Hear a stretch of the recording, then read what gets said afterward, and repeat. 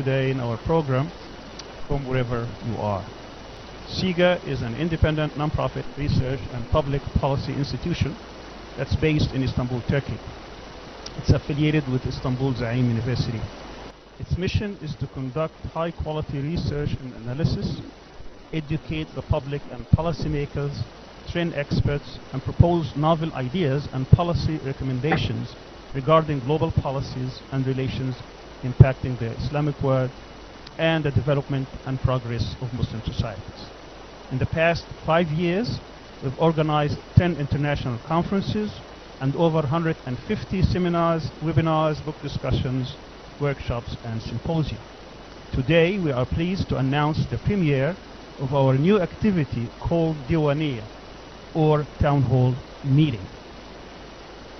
It gives me an immense and great pleasure to have with us today in our first Diwaniya the former Prime Minister of Pakistan, His Excellency Mr. Imran Khan. He really needs no introduction, but the most striking thing about him is his ability to inspire millions of people not only in his nation but across the Muslim world and beyond. Perhaps no leader has been able to galvanize that many people in the streets across Pakistan since the founder of the state, Muhammad Ali Jinnah.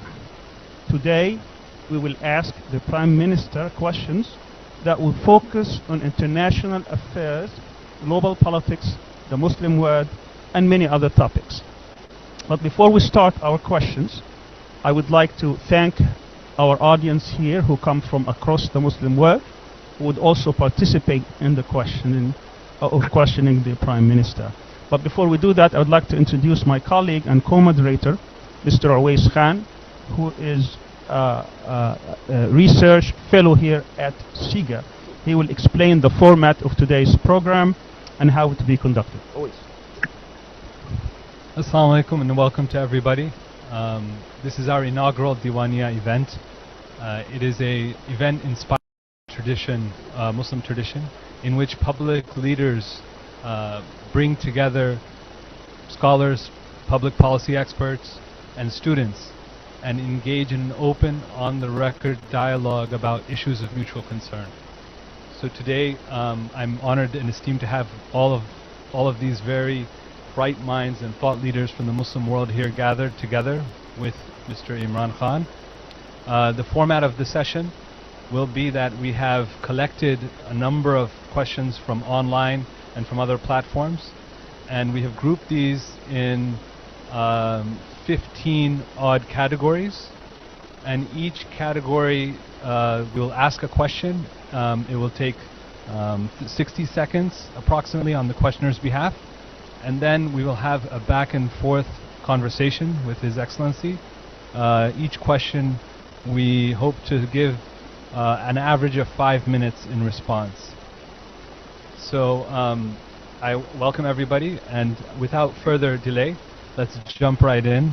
Mr. Prime Minister, thank you so much for joining us. We really are delighted here to have you with us. The first question and the first segment involves world and regional politics, and the first question is about Russia, the United States, and the war in Ukraine. Some international scholars believe that the West, particularly the United States, has goaded Russia in its invasion of Ukraine. They argue that ever since the fall and disintegration of the Soviet Union in 1991 and up until perhaps 2017, we had a unipolar world which the United States exploited in order to expand NATO, turn as many countries in Europe to become Western liberal democracies under its tutelage, and further weaken Russia. This aggressive US strategy, they argue, has provoked Russia and is considered the main reason for the war in Ukraine.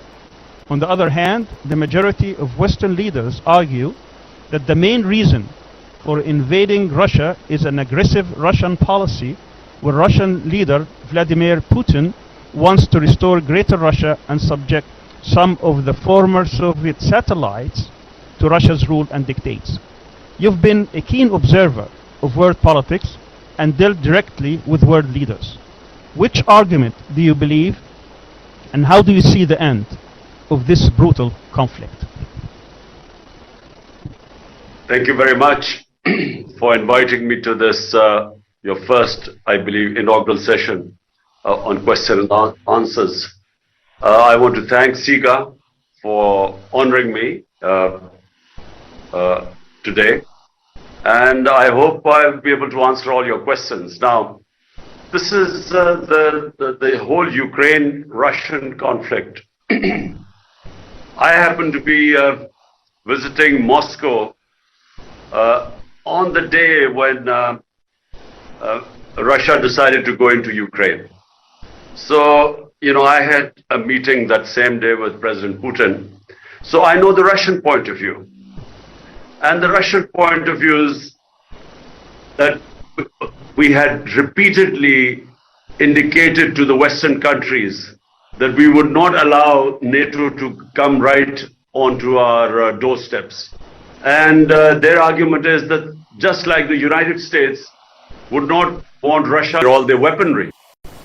So the conflict from the Russian point of view has been triggered out of fear that if NATO moves in to Ukraine, which they felt should have been demilitarized or should have been neutral, they felt that then the security of Russia was at stake.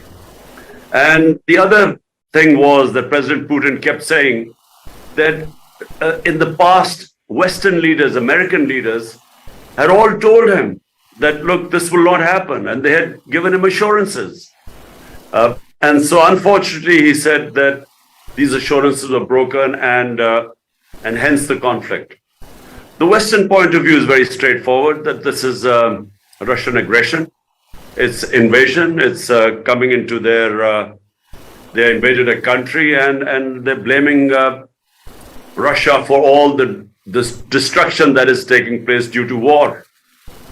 So now my point of view, I basically feel that countries like Pakistan, we should not become partisan in this. You know, we should not pass value judgments on this or moral judgments on this. The reason, I don't feel that our countries should get involved in conflicts that don't affect us. And I'm talking about developing world, countries like Pakistan, which have 100 million people vulnerable, almost 50 million people below the poverty line, 50 million people above the poverty line. And so when we make moral judgments in conflicts, it comes at a cost for countries like us. So, for instance, we would have wanted cheap oil from Russia. We would have wanted wheat from 2 million tons of wheat from Russia. A gas pipeline was arranged with a Russian company. So all that gets affected the moment you take sides. And you know, our neighbor India, which is a part of the Quad, which is a strategic military, economic military alliance with the United States, India abstained in this because they too felt that they needed cheap oil from Russia. And what this conflict has done, post the COVID situation, where already there was a commodity super cycle, and this conflict has raised energy prices to the level which is causing a lot of problems in Europe. We all know that in Europe they are suffering from gas shortage and energy prices spike. But in the developing world, it has caused a massive problems in our balance of payments, because it has just, the oil prices going up, I know they're coming down now, but that caused an enormous problem for countries like us. So therefore, my take on this, there are 2 points of view. We would like to abstain, my country, we would like to abstain in this. But I do feel that this conflict has caused massive problems all over the world. Thank you very much for your answer. The next question is about China, and always will ask that question. Keeping with our theme about world and regional politics, we'd like to stick with talking about the great powers. For the past 3 decades, the power of China has been on a steady rise economically, military and technologically, among other spheres. It has certainly become a world power. Pakistan has also been one of its major partners, not only economically but also geopolitically. how will Pakistan maneuver between China and the United States, particularly in growing US pressure on Pakistan to take sides? How do you envision the role of China in a multipolar world and in competition with the US? Well, Wes, the problem is that, when we are countries, again, I sort of falling from your first question, when we countries, we developing countries are pushed to take sides. And I feel that Pakistan should not take any sides. I'm talking about our country. Because, why do we have to take sides? Pakistan should have good relationship with both China and with the United States. Similarly, I feel with Russia and the United States. For instance, that's the policy of India. I must say that I've always admired the way India remained non-aligned during the Cold War. I thought it was a sensible thing to do. I mean, when you become part of a bloc, that means that the whole other bloc is excluded from you.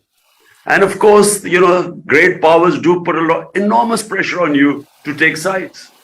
So let me first say that China-Pakistan relationship goes back a long time, 60 years. And China has been what we call always a friend in need. China has stood by Pakistan, whether it is on international forums, on politics. For instance, Kashmir is an issue, a United Nations resolution on Kashmir stating that there should have been a plebiscite in Kashmir for the people of Kashmir to decide whether they wanted to be with India or Pakistan. And that right was not given to them. But hardly any other country stands with us. China has always stood with us, and I must say, Turkey has stood with us. But even Muslim countries, despite knowing the injustice going on in Kashmir, just like in Palestine, they do not stand with us. Which is, by the way, one of the reasons I feel that when we are told to take sides in a conflict like Ukraine, why should we? When things that are important to us, the Western countries don't take a stand or moral stand on it.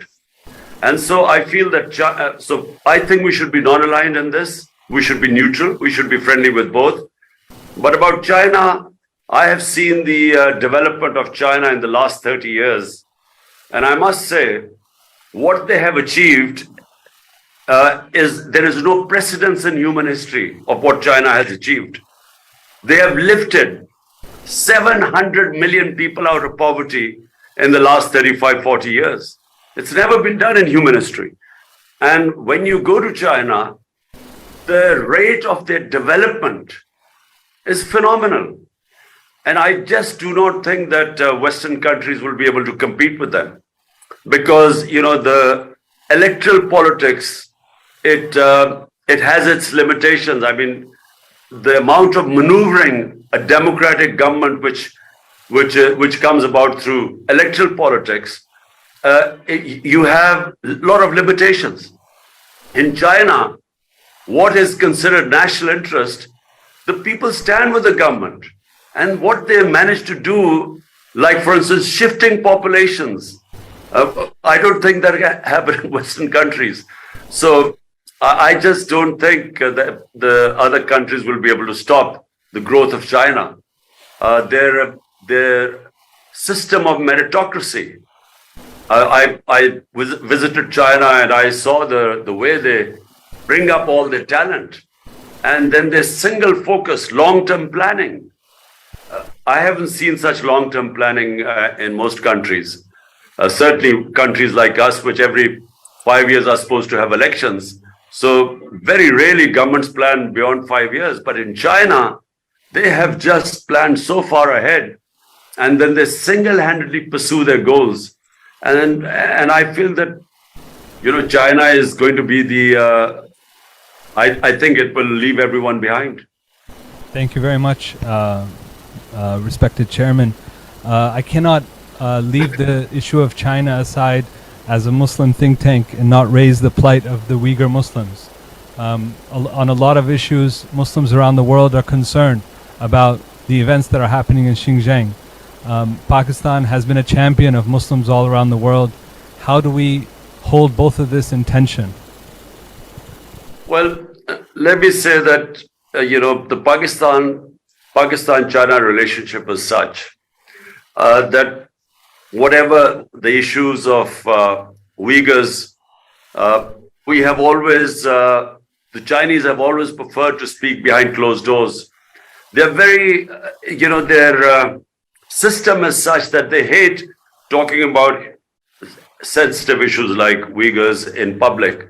So we've had discussions with them, and they give us a different side of their story, and there are always two sides of the story. And so, the conversations I've had with the Chinese government on Uyghurs, we have always, knowing the sensitivity they feel, we've kept that behind closed doors. Thank you so much. I want to now ask one of our members here to direct the next question. Let me introduce Dr. Mubin Shah, who is the head of the Istanbul Kashmir House. Excellency, this is Dr. Mubin Shah, Kashmiri in exile.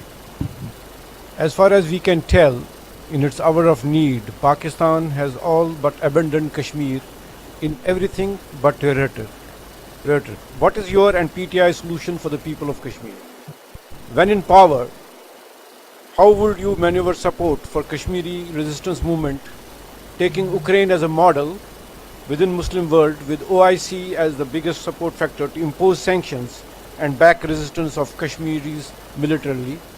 In these challenging times, what is Pakistan's solution to grave issues faced by Muslims in South Asia, particularly in India? Excellency, I thank you. Well, Mubin, when I was the Prime Minister, we took a very strong stand for Kashmir. And I think you would have known that we have my government at least, on every international forum, we spoke about the people of Kashmir, especially after 5th August 2019, when they took away the statehood of Kashmir, which was against all international laws.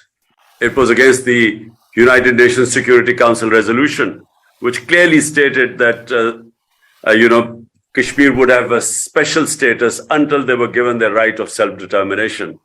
So without giving them the right of self-determination, they took away the statehood. So we stood with the people of Kashmir, and we broke all relationship with India.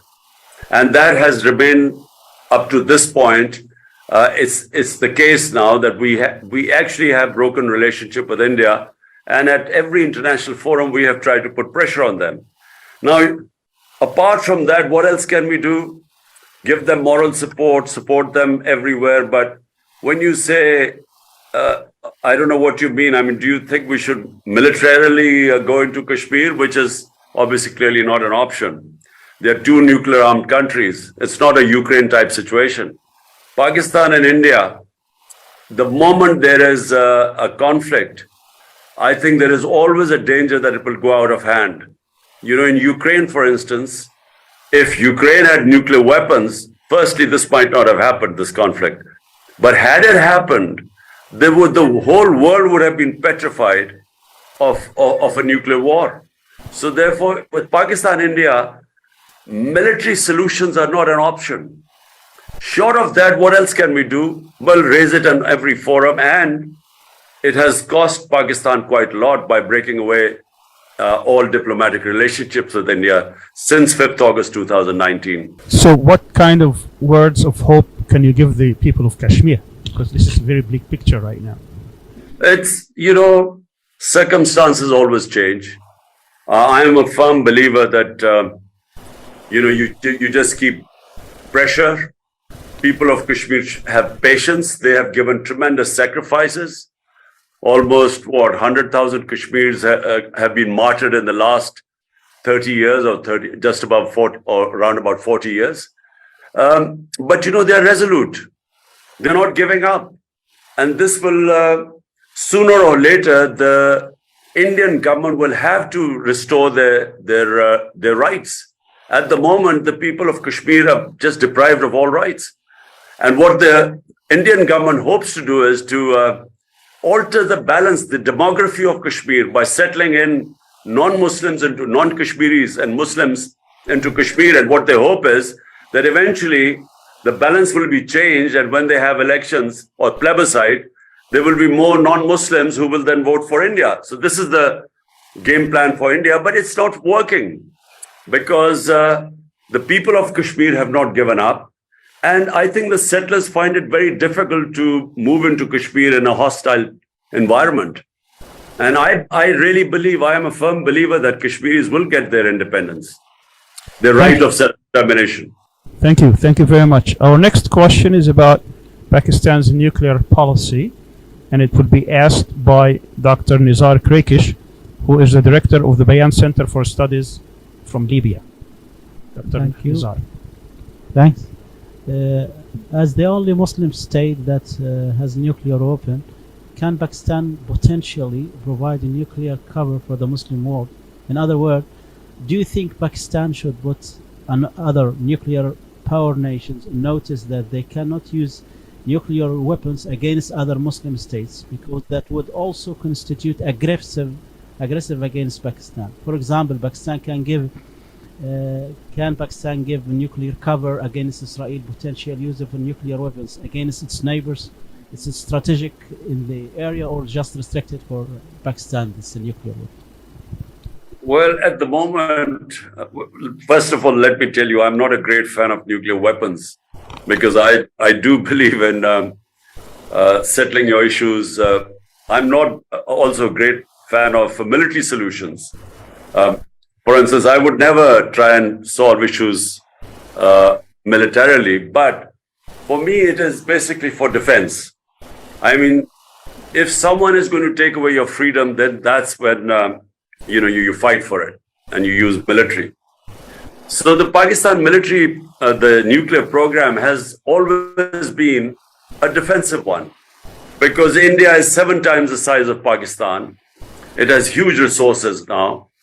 And the people in Pakistan have always been threatened by the idea that a bigger neighbor would just overwhelm the country. So remember, we've had 3 conflicts with India.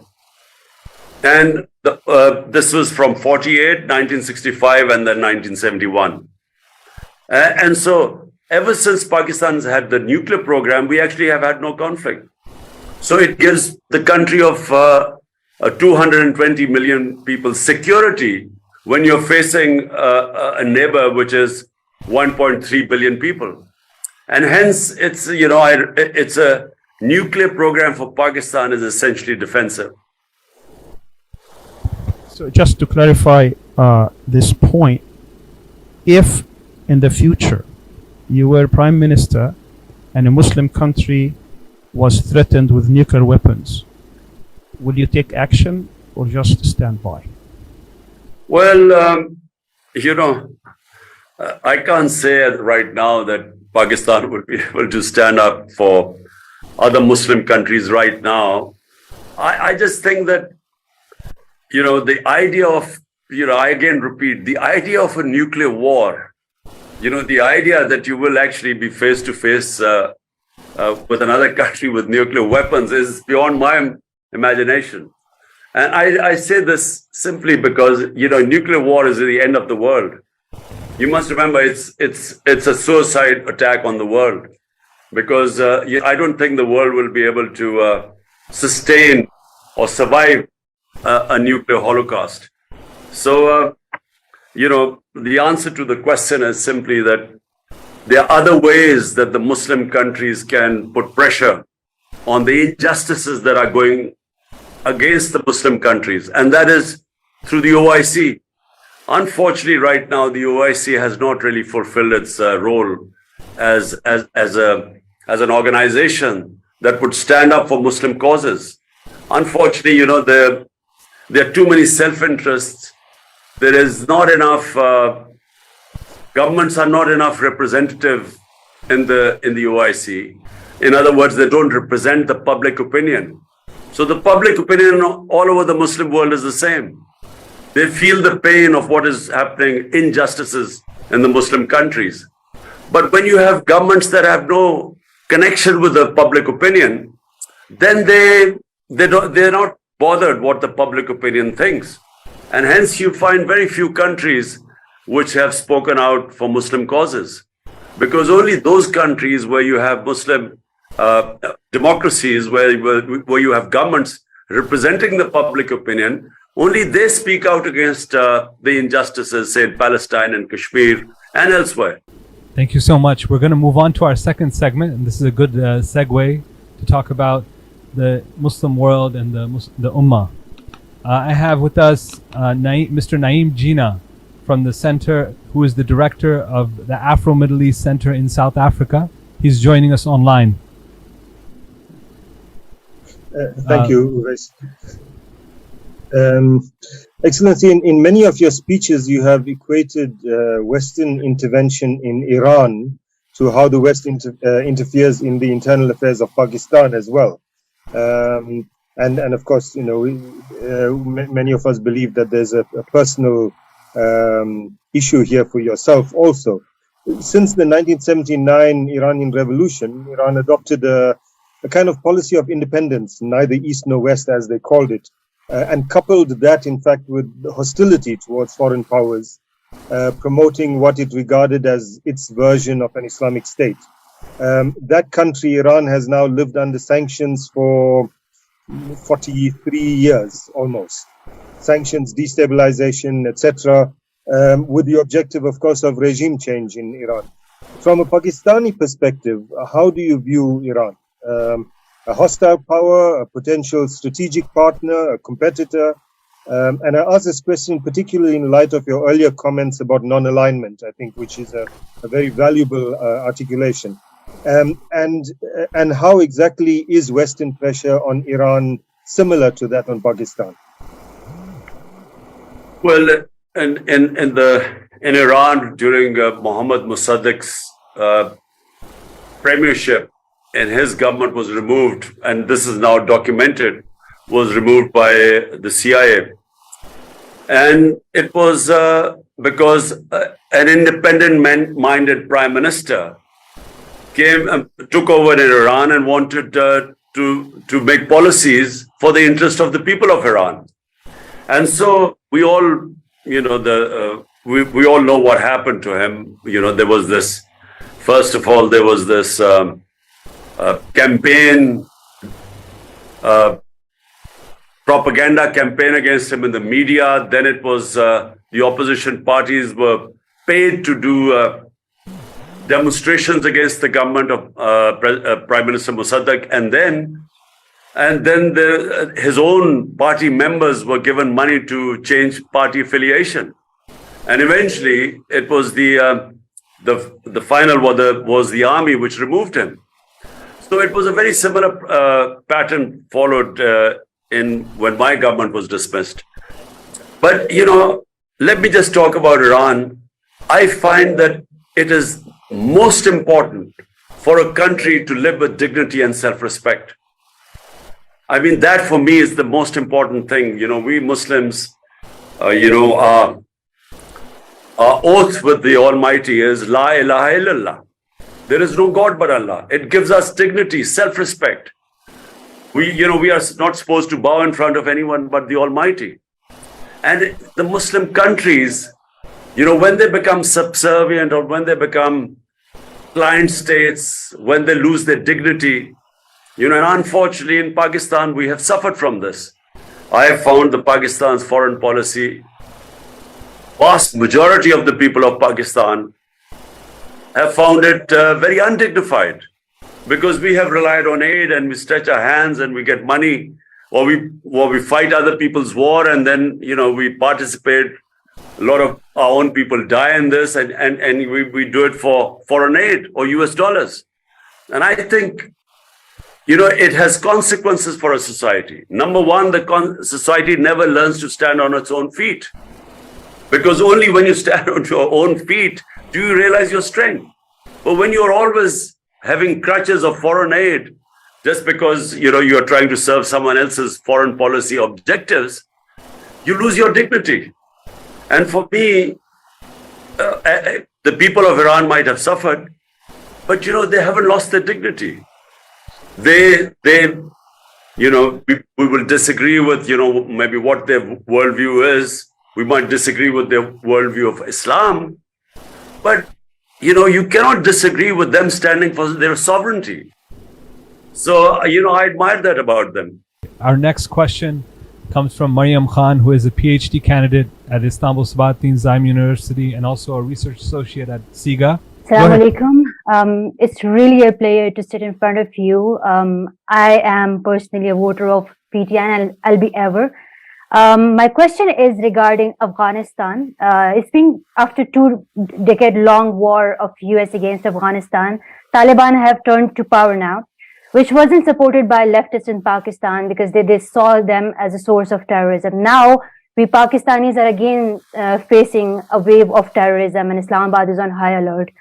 So how do you see the Taliban in Afghanistan, and how do you think that the current security threat which Pakistan is facing now has something to do with Afghan Taliban also?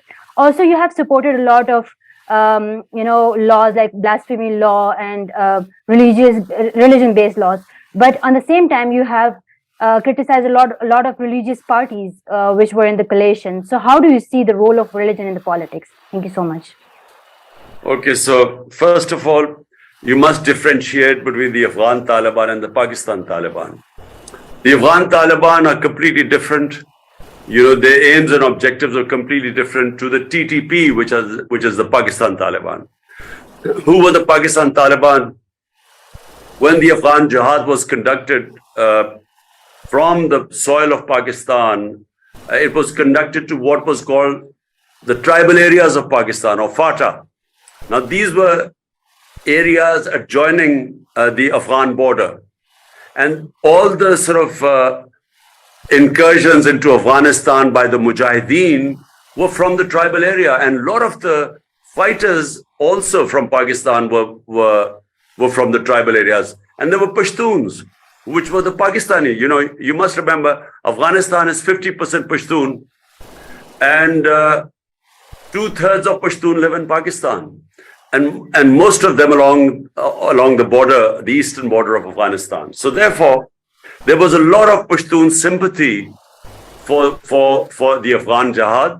So hence, from the tribal area, the border adjoining Afghanistan, that's where the fighters used to go in, and the Mujahideen used to operate. So when come 9/11, Afghanistan gets invaded by the Americans. Now Pakistan government took this stand, which I opposed. We should have stayed neutral. They started supporting the US war on terror. And so the same people who had been fighting jihad against the Soviets because they were foreign invaders now were told that because it's the US, if you fight against them, it's terrorism. So they turned against the Pakistan government. And so what we had was in tribal areas, the people turning against the Pakistan government, and they were called the TTP, the Pakistan Taliban. And so there were two different things. Afghanistan Taliban were not connected with them. I mean, they were connected vaguely, but not really. There was not real connection with them. So what happened was that after Kabul fell to the Taliban last August, the Pakistan Taliban were then asked by the Afghan Taliban to go back into Pakistan.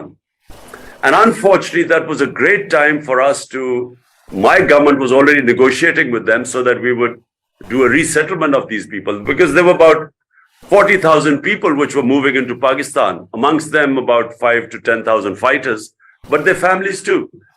So unfortunately, when my government went, the eye was taken off the ball, and the new government and the setup, the military establishment did not pay enough attention to what was happening with the resettlement of the Taliban coming in.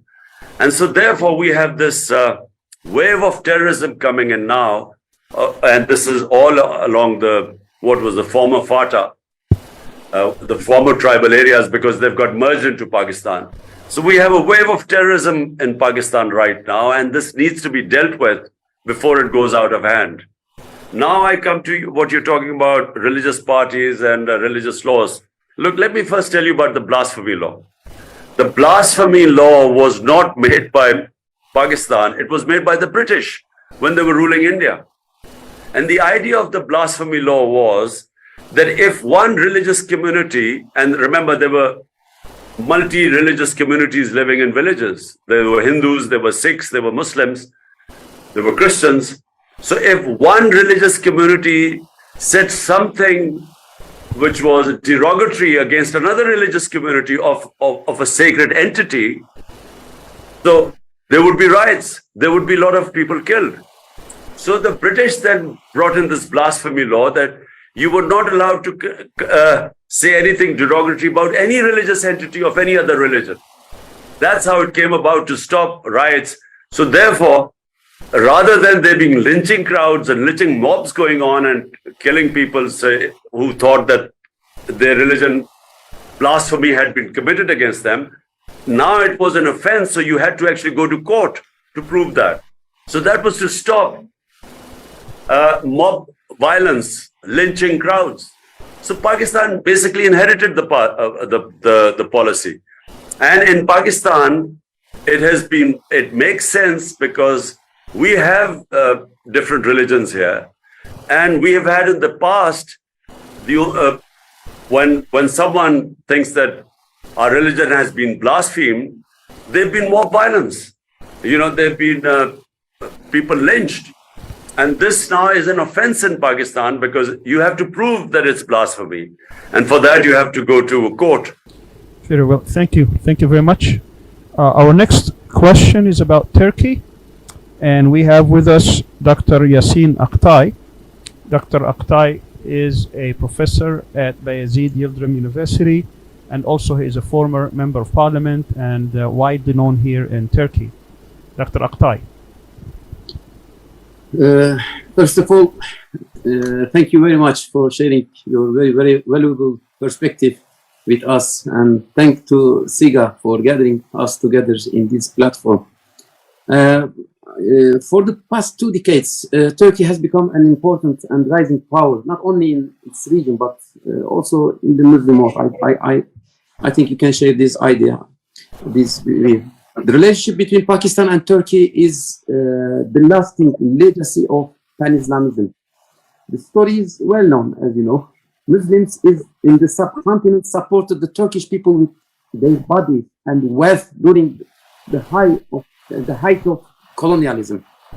But in reality today, the Turkish-Pakistan relationship is a failure from many angles.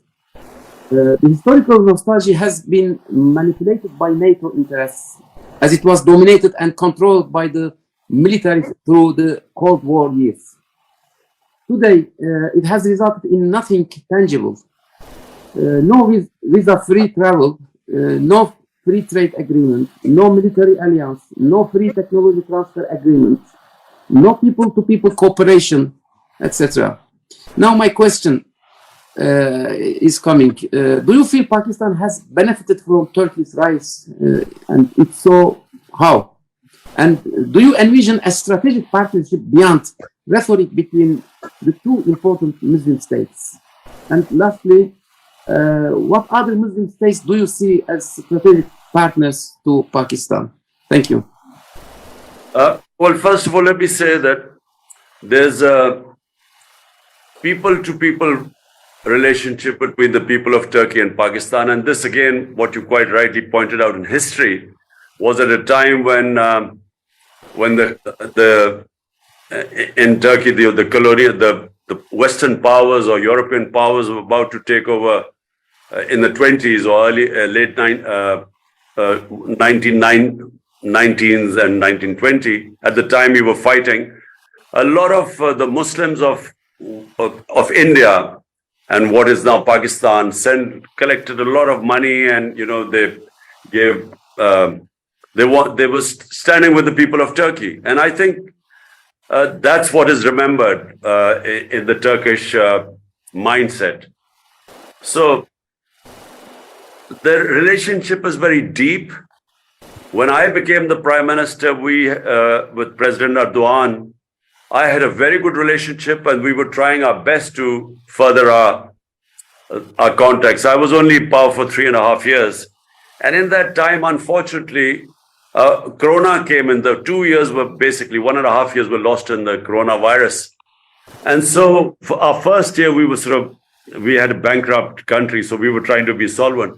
So basically, in the last couple of years, we were trying to form what you call trade relationship. We had a committee formed by the president, dealing with the committee formed by me in Pakistan to further our contacts, our relationship.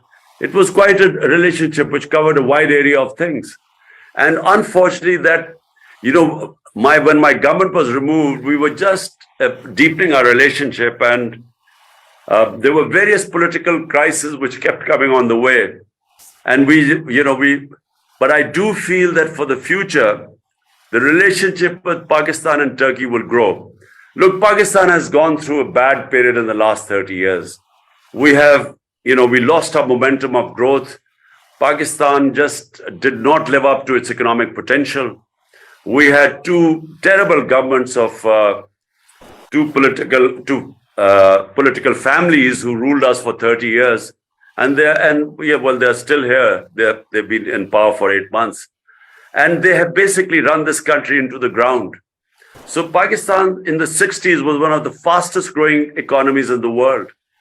And especially in the developing world, Pakistan was given as an example. A lot of countries followed Pakistan's model in the 60s, Malaysia, South Korea. We were considered a model.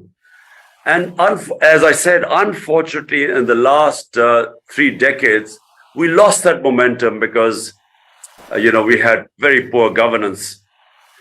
So looking ahead, I think Pakistan and Turkish relationship has tremendous potential. And we were discussing, there were a lot of mutual areas which we could benefit each other, because there's a lot of strengths in Pakistan which are still, we have potential, but we haven't realized them. But in Turkey, we were working out on how mutually we could benefit each other through trade.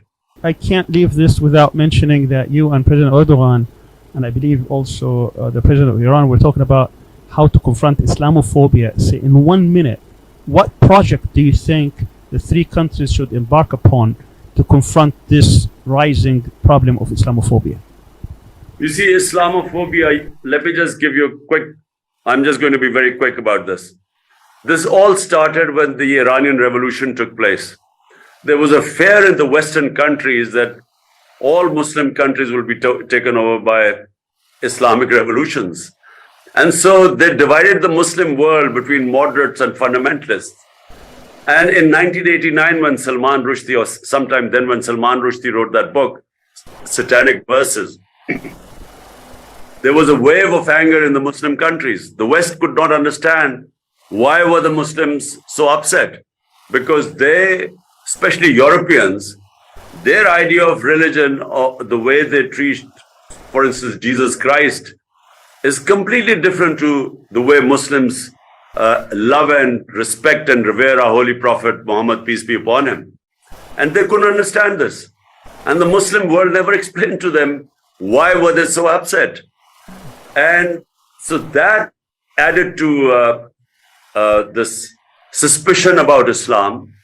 And then, of course, 9/11 took place. So after that, Islam was equated with terrorism.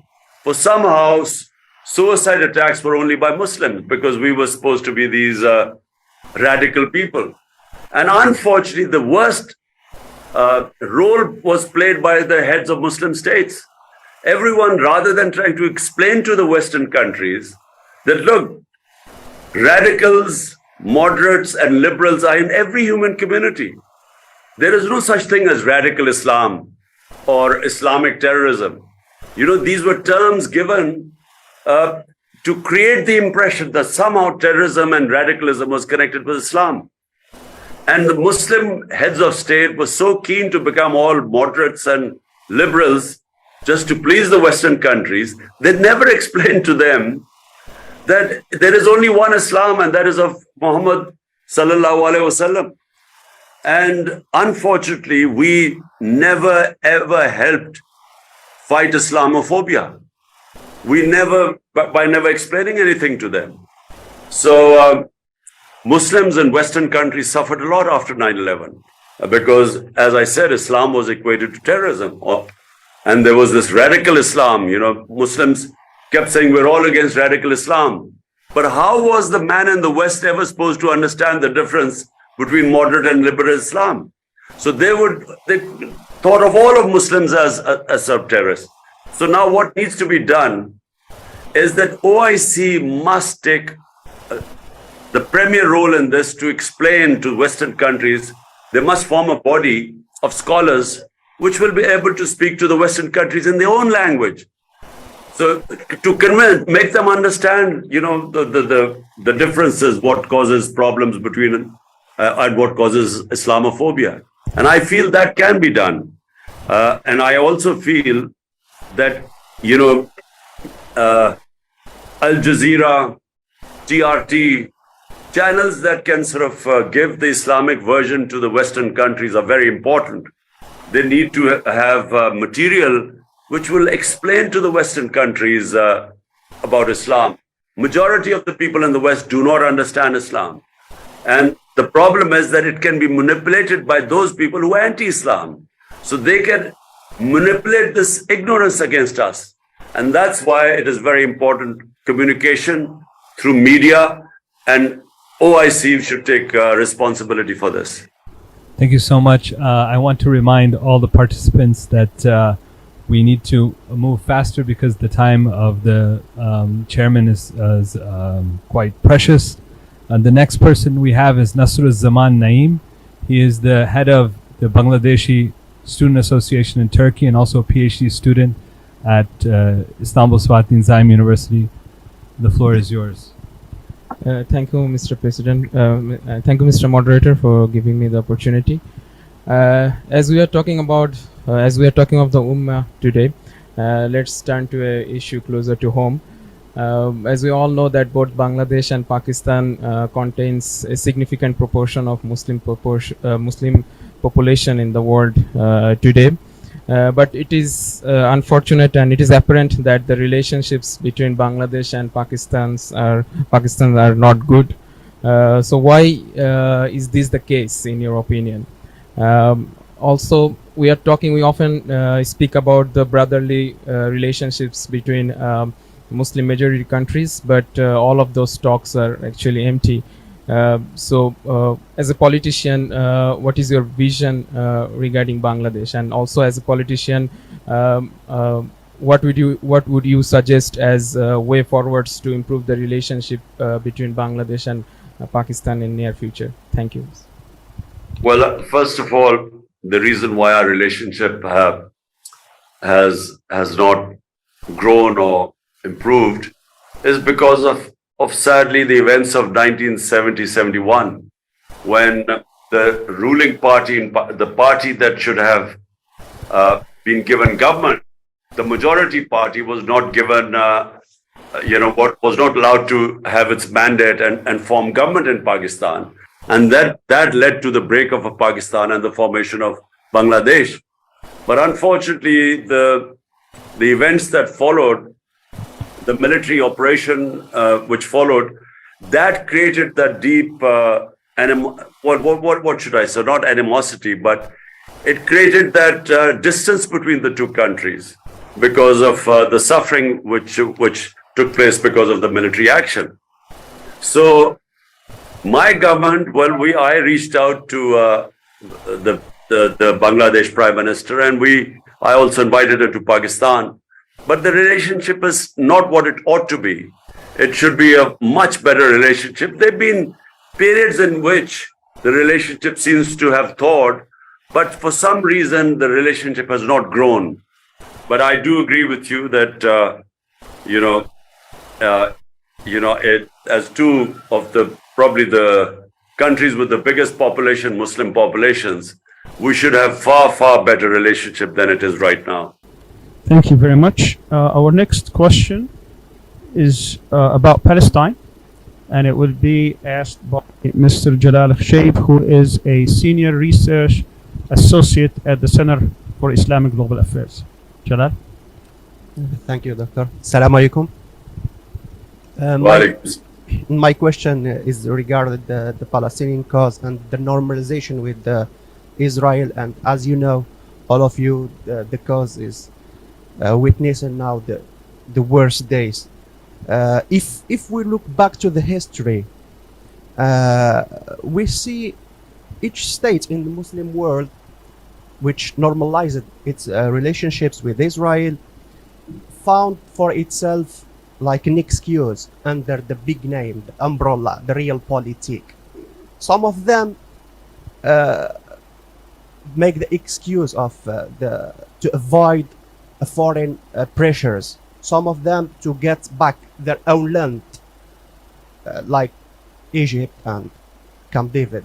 Some of them to seize another land, like what happened last 2 years in Abraham Accords.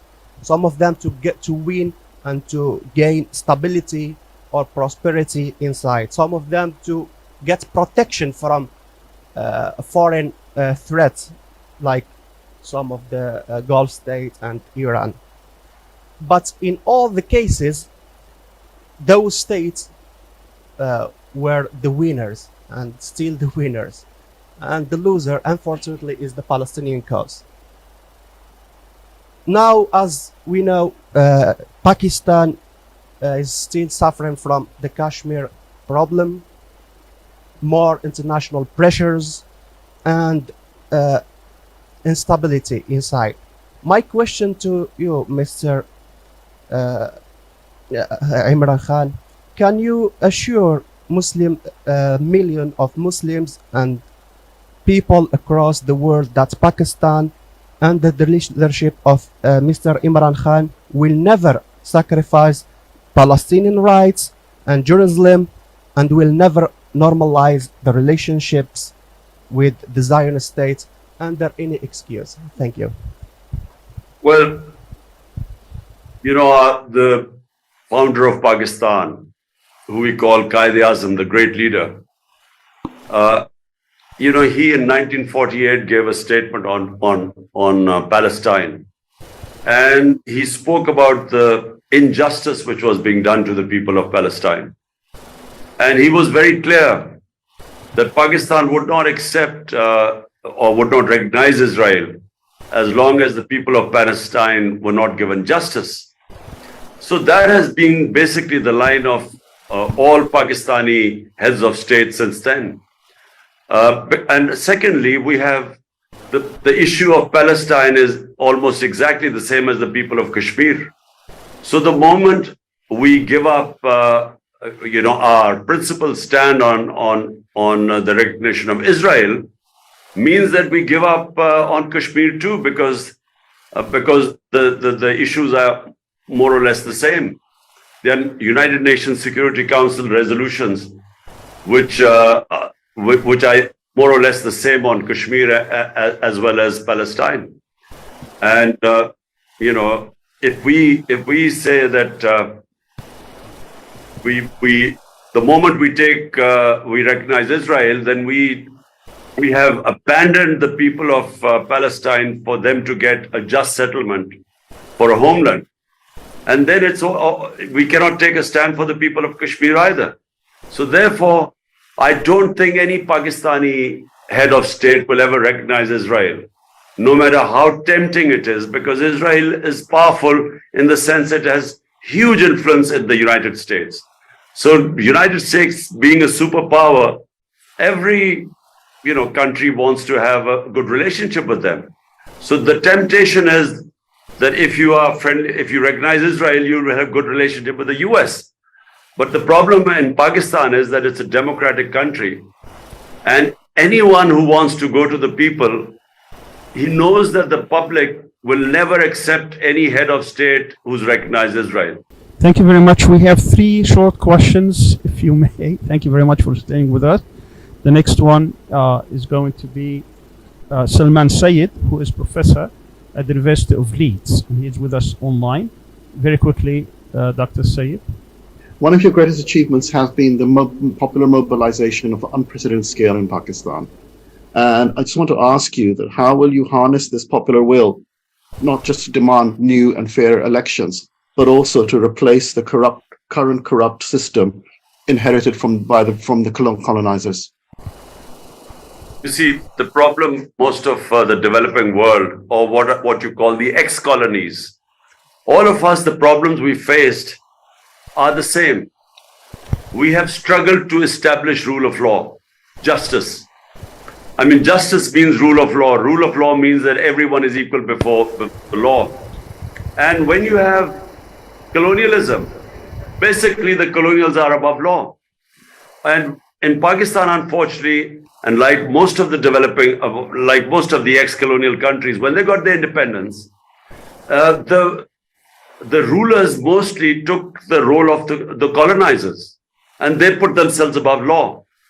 And so when you do not have rule of law, corruption becomes one of the biggest symptoms of lack of rule of law, because the powerful elite goes above law, and when they start making money, the state institutions cannot check their corruption. And that's how countries become poor, not because of lack of resources, but the corruption of the ruling elite. That bankrupts countries. And that's the case with almost the entire developing world. It's certainly the case with Pakistan. We suffer because after colonialism, either we had military dictatorship, half the time we were ruled by military dictators, and military dictators clearly, when they take over a country, when they decide to impose martial law, they break the constitution. It's against the constitution and the rule of law. But unfortunately, when we've had civilian governments, so-called democratic governments, they also have put themselves above law, and which is why they have been able to make so much money through corruption and take the money abroad. And it's the same story in almost all the developing world. What you have in the developing countries are the ruling elites siphoning off money and taking it abroad. And that's how, if you ask me, one reason why Pakistan, which was rising rapidly and could not achieve its potential, should have been one of the big economies in the world. One reason is that we just did not have justice in our country. We had the ruling elite put itself above law. And when you have ruling elite above law, when the powerful cannot be held accountable by your institutions of justice, then the country becomes a third world country. It becomes eventually a banana republic. Thank you so much. I want to quickly give the floor to one of our senior professors, Dr. Munzir Kahaf, who is the professor of Islamic economics here at Istanbul Sabahattin Zaim University. Professor Kahaf. Okay, thank you. Of course, I thank SIGA and I thank you, Mr. Former Prime Minister, for being with us. But I really, you mentioned about the miracle of China and other examples. And of course, things vary from one country to another. You can't really apply the same model in repeating it as it came from China, for instance. Now, what is your model? What is your program for economic development in Pakistan? And especially, I want you to also be a bit specific on a few points. How would you fight corruption that is not really among the elite, but it had reached even the smallest employee in government or in any corporation even? And also, how would you envision the new economy in Pakistan, development-wise and Islamization-wise, especially with the Supreme Court decision of elimination of interest? So okay. Let me just say that in Pakistan, if what I was trying to do when I was in power, but only for 3.5 years, and what I will again try and do, number one is imposing rule of law. Establishing rule of law is the beginning of prosperity. I believe that countries that are prosperous, if there is rule of law in a country, it cannot have poverty. If you look at the map, if you just look at the rule of law index all over the world, the countries which have a rule of law index above 80 or 90% are all prosperous, have no poverty. And most of our countries, I mean, if you look at Nigeria, Nigeria has the greatest amount of oil reserves in Africa, and yet it has huge poverty.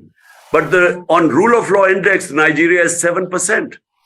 So it is directly related. If you have rule of law, you have prosperity, because it unleashes the potential of a society.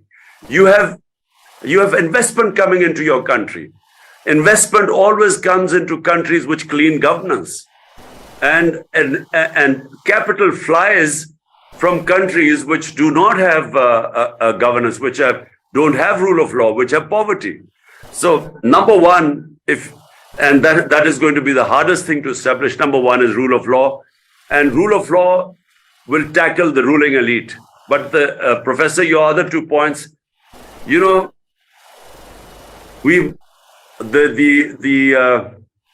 verse in the Quran about Amar bil Maruf wa Nahi anil Munkar, which says enjoin the good and forbid what is bad.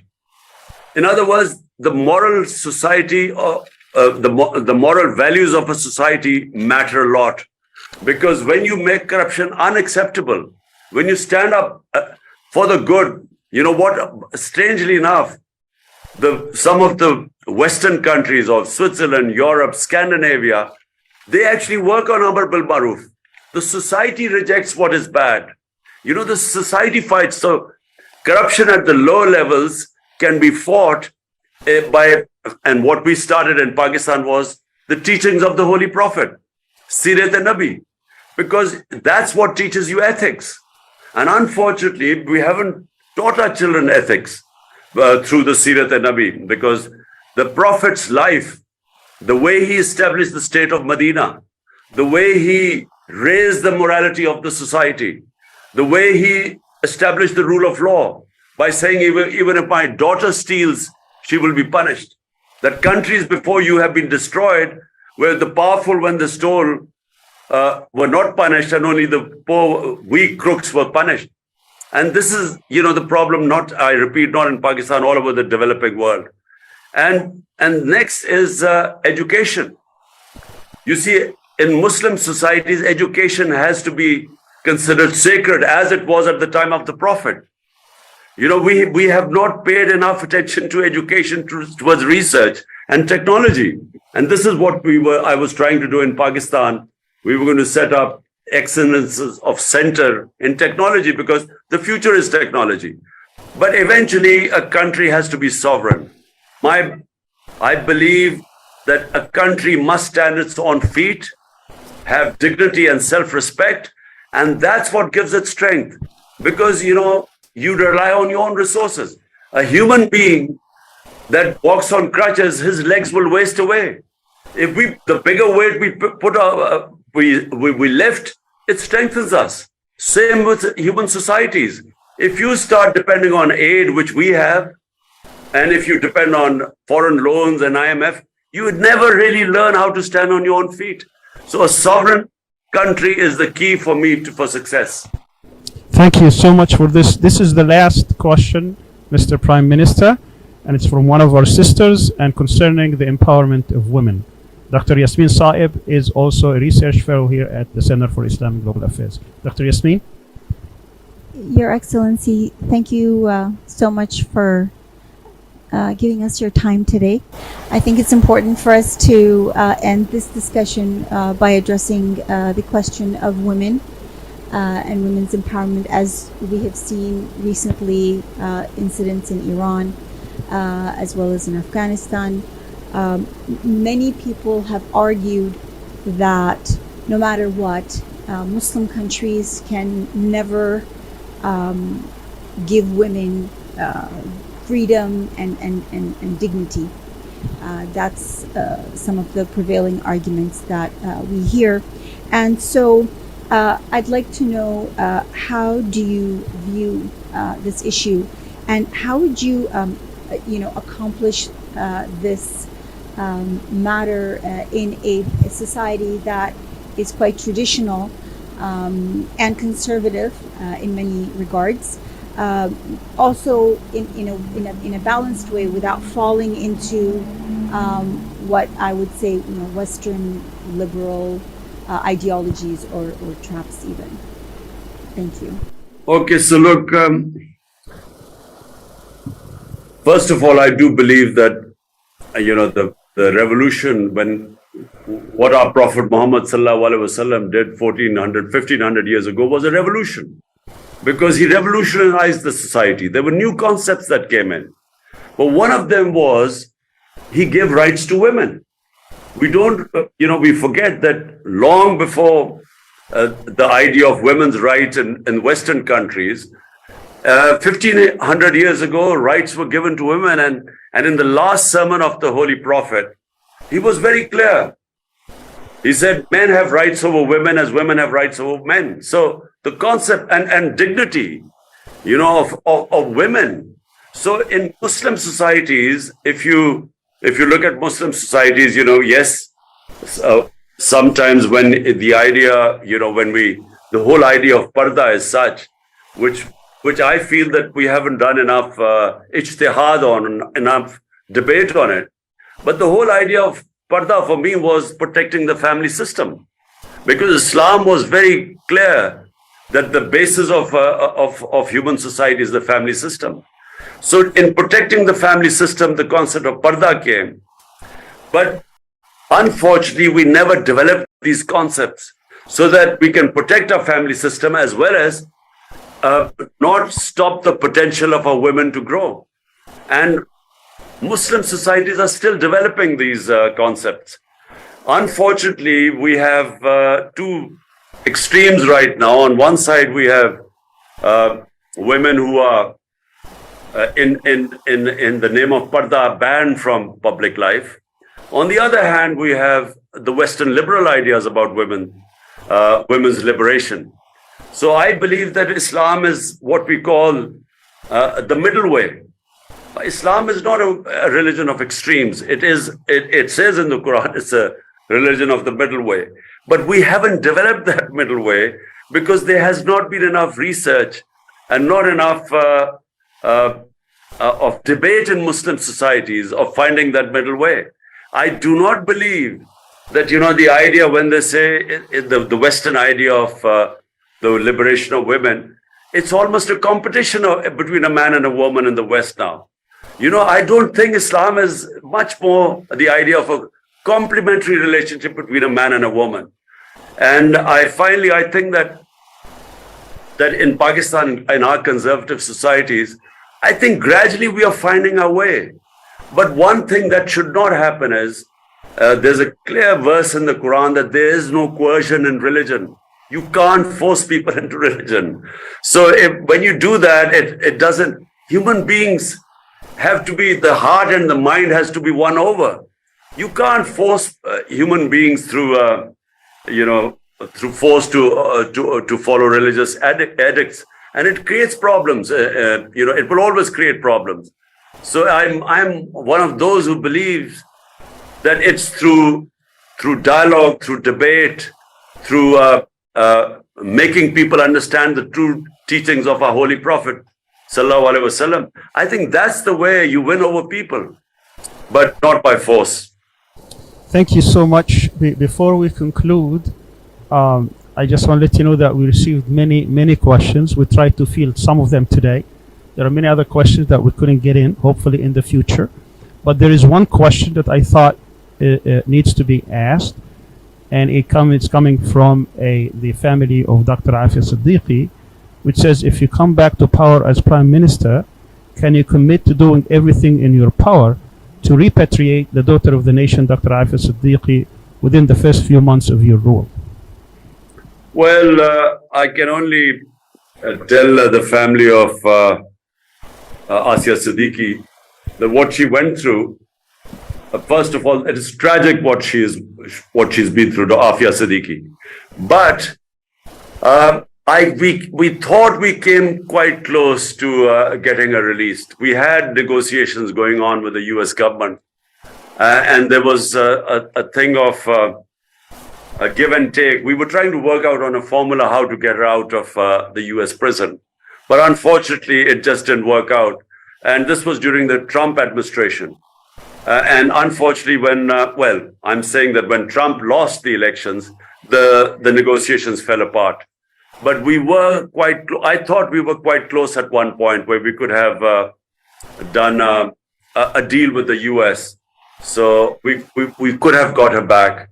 The answer is yes, I'll try my best again, because the US government might listen to if we do a give and take, a deal with them.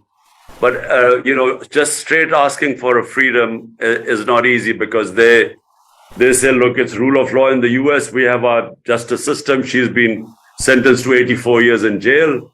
And so they don't talk about, there's no way Pakistan can pressure them to release her. Inshallah, we'll find a way. I just want to thank you from the bottom of my heart for all your time. I would like to give you the final few moments for a closing statement. Well, first of all, again, I want to thank SIGA for affording me this opportunity.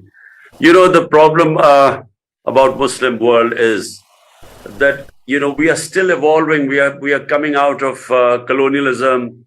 We haven't found our feet. Our education system lags behind. We don't have a great many scholars who can direct us. We have a split. We have the westernized elites in the Muslim world who moved quite far away from the religion and don't understand much about it. And then we have a lot of conservatives who do not understand the Western thought. So, the best minds right now, I find, who are sort of doing a lot of good work, are scholars who are living in the Western countries. I find that they are coming up with some of the best ideas. They understand the Western thought, and then they can compare, our life, our way of thinking, our history, our culture, the Islamic principles. And some of them, I must say, some of the best work is being done in the Western countries. All Muslim scholars who've gone to the West have done research, and they've come up with some great original work. What I tried to do in my last, in my time in last 2 years when I was in government, I formed a Rahmatul Alameen authority. It was an authority which Rahmatul Alameen, the mercy for mankind, the title given to our Holy Prophet, peace be upon him. And the idea was that in our schools, we would teach children the life of the Prophet, because the Quran tells us to learn from the life of the Prophet. And why does the Quran tell us to learn from the life of the Prophet? Because he was the most successful man in human history. No human has achieved what he has done. So our children read books on Bill Gates or all the sort of giants who've done well in business. But they need to understand the man who was the most successful person in human history. They need to learn from his life. And that's why the Almighty tells us to learn from his life, to his sunnah. And I tried to teach our children about, the course in the curriculum we put in the life of the Prophet. And then in the universities, we wanted our scholars to do debate on the life of the Prophet. But above all, I wanted our university students to debate that what did our Prophet Muhammad do that brought in this revolution, that changed human beings. Muslims were hemmed in between two superpowers, and yet between 625 and 636 AD, what were 313 army in the Battle of Badr, and 636 the Roman Empire collapses in front of them at Yarmouk, and then the Persian Empire. So what happened in this short period which created these incredible human beings? There were, in that short space of time, there were never so many leaders. And yet in the Muslim world, we've not done enough research on them. What did because it was not something physical. It was a revolution of the minds. The Prophet changed the mindset of the people. He made them realize their potential in life. The same human beings got converted and became these great men. But and this is a fact of history, that between 625 to 636, in 11 years, from nothing, from a few 100 people, who migrated, or maybe 1,000 people who migrated to Medina from Makkah, and yet from there they became the greatest civilization of mankind. But not enough work is being done to tell us all the things. How did the Prophet change the minds? It was a mindset that changed. The human beings sort of from as the great Rumi says, why do you crawl on the floor like ants when the Almighty has given you wings? So the people of Medina, the Muslims, had wings. They became these great men. And unfortunately, our young generation does not know that phenomena. And that's what I feel that our media and our scholarship and universities should concentrate on. They should find out how these human beings changed. And it's, as I said, it's a fact of history what happened. And had it been, say, had a prophet been in the European countries or Western countries, there would have been so many films on him, documentaries on his life, of how he changed, how this phenomena of from nothing these Arabs rose and the Muslims became the greatest power for hundreds and hundreds of years, and the greatest scientists and so on. And I think we need to, when you say what happens next for the Muslims, I think this is the most important thing that needs to be done. Our scholars need to work on what happened in these years in Medina. How did our Holy Prophet change these human beings? That needs to be worked on. Thank you so much for your time. Thank you. Thank you so much for your time, and I want to give some final thanks to Rebridges, who, without Mr. Majid Rafiq's help and without Dr. Arslan Khalid's help, this event wouldn't have been put together. They were really bridge builders between Turkey and Pakistan.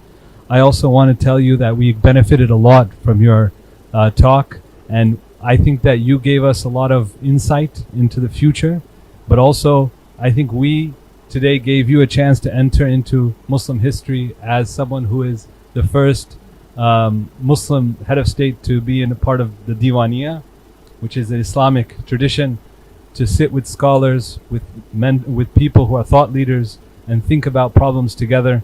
It's a very unique opportunity for us all. And we believe in democracy, but we also believe in epistocracy, that the people who have knowledge are the ones who also help rule. The Rahmatul Alameen project that you proposed was very unique, and hopefully in the future SIGA can collaborate with this authority to build a stronger and more dynamic Muslim world together. And we hope to see you in person in Istanbul, and we hope that you have a very speedy recovery, because I know that you gave us a generous time even though you're injured. I know it wasn't difficult. I know it was difficult, but thank you so much for your stamina, and we pray for your recovery.